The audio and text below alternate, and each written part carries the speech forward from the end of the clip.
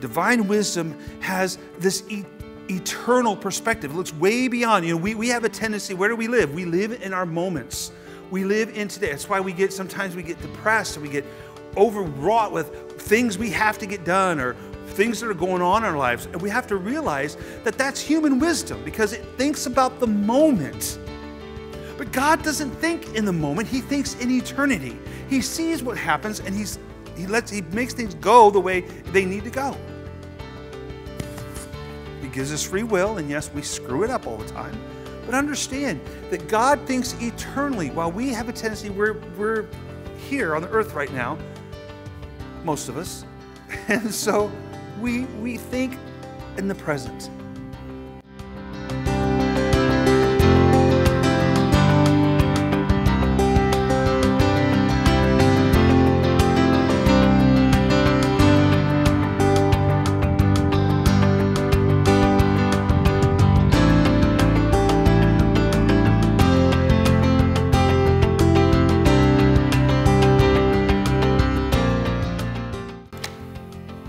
Knowledge is power. That was a phrase that was actually coined by Sir Francis Bacon back in the 16th century. Knowledge is power. And he was correct. The more you know, the more you can do. The more you know, the more power you have. Knowledge opens up opportunities for us. And it helps us, if we're curious and we're innovative, it helps our minds to create amazing things that help humans thrive. Look at the knowledge that we have gained just in the last 50 years. Look how quick technology is changing and how it's going to get faster, folks. I'm telling you, it's going to get so fast, it's going to even it's outpacing what I can figure out.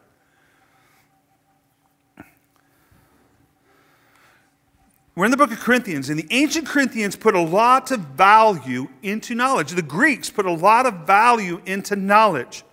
Remember, I've told you over every week, I've talked about this, the sophists, the people who were on the street corners. And what were they doing? They were spewing the knowledge that they had. Again, I look, that's modern day, that's the same thing as today's social media. And just as there is plenty of knowledge out there that's being said, there is plenty of, how can I say this? False knowledge, which is really not knowledge at all. There's a lot of false things that are being shared out there in the world today, and the same thing was going on in the church at Corinth. Our society today is no different. We value knowledge. And many times, that knowledge that we value is at the detriment to our society. There are many in our society today who claim to be the epitome of knowledge. I am the science. I'm not going to say any more than that, because I might not get this video on YouTube or any other social media platform. The audacity of someone to say, I am the science, meaning I hold all knowledge of science and nobody can question me. The reality is that many in our society today are educated way beyond their intelligence. As Christians, we have to be careful not to throw the baby out with the bathwater, though. Just because there are those out there who are sharing falsehoods, who are sharing false information, proclaiming it to be wisdom, does not mean that the pursuit of knowledge is bad. We need to pursue knowledge. The book of Proverbs, the writer of Proverbs wrote in Proverbs 2:6 that for the Lord gives wisdom, from his mouth come knowledge and understanding. The pursuit of knowledge is a good thing, but we have to be careful where we're getting that knowledge from.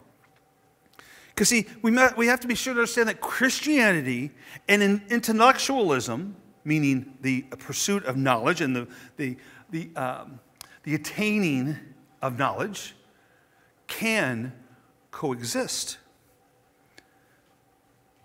we can't fall into this trap of actually ignoring and rejecting intellectual pursuits in order to be more spiritual. And in the process, what we do, we create this divide between the mind and the heart. But what does Jesus tell us in Mark 12? And you shall love the Lord your God with all your heart, with all your soul, and with all your mind, and with all your strength. We can't put this false dichotomy between wisdom and spirituality. We have to pursue God with everything that we are, with our intellect, with our thoughts, with our emotions, with our physical abilities, with our spirit. Because the pursuit of knowledge can be this fantastic tool that we can use to understand God. So Paul's going to give us somewhat of a reasonable approach here to understand the pursuit of knowledge and understanding. So let's go to 1 Corinthians chapter 2, beginning with verse 6. He says, "Yet, among the mature we do impart wisdom, although it is not a wisdom of this age or of the rulers of this age, who are doomed to pass away." So Paul is contrasting between true wisdom, which comes from God, and he puts it against the wisdom of this age that comes from man. The wisdom of this age is momentary. It's futile. Those who seem wise will one day pass away just like the rest of us. Just because you have an IQ of 200 doesn't mean you can live forever. You can try, and there have been those who have tried, and it hasn't worked so far. All of us, man is destined to die and to be judged. Your wisdom will not keep that from happening. Human understanding, the wisdom of this age is limited. It's flawed. Human wisdom is usually based on empirical evidence, which is what we can see. So I look at this table. I know this table is here. Why? Because it's physical. I can see it. I can touch it. I can move it. I can use all 5 of my senses in order to know it's real. I'm not so sure I want to taste it. But I can hear it. If you move it, I can hear it move. But that's what human reasoning and what human wisdom is based upon. What we can see. Logic. Human experience. But the thing about it is that human wisdom lacks depth. There's no depth to it. It's missing this eternal perspective of divine wisdom. This table will not last forever. Man's wisdom will not last forever. Think about where we are today. Think about all the technology we have, our cars. Just think about the car. And granted, they've screwed up a lot of them, but the car, the technology that's involved in the car. One day, all that will mean nothing. Human wisdom passes away.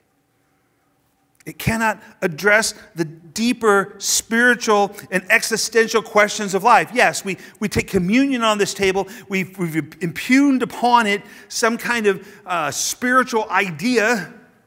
But it's still a table. It's still not going to last forever. It cannot address the deepness.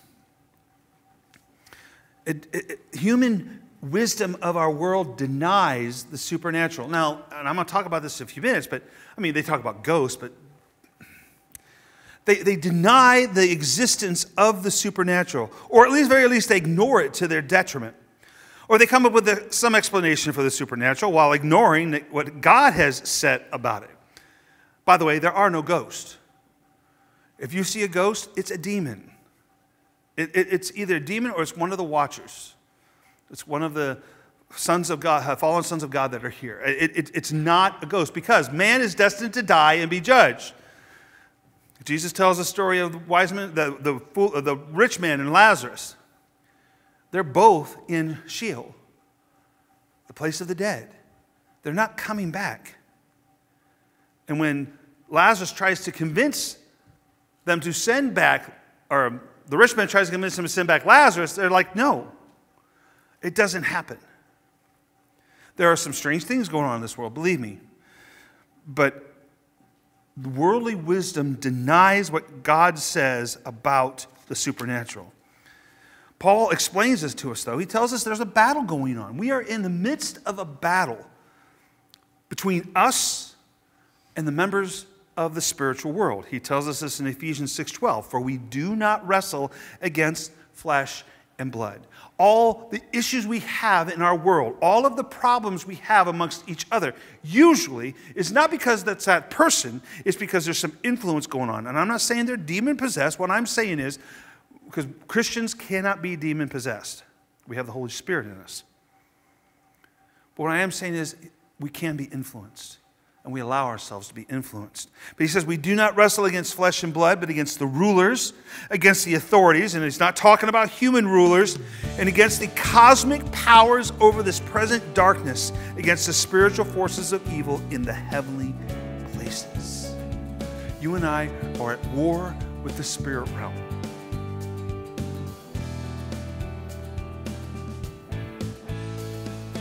Paul, he's not bringing to the church, to the wise people in the church, human wisdom. He's bringing a hidden wisdom. Look what he says in verse 7 of 1 Corinthians 2. He says, but we impart a secret and hidden wisdom of God, which God decreed before the ages for our glory.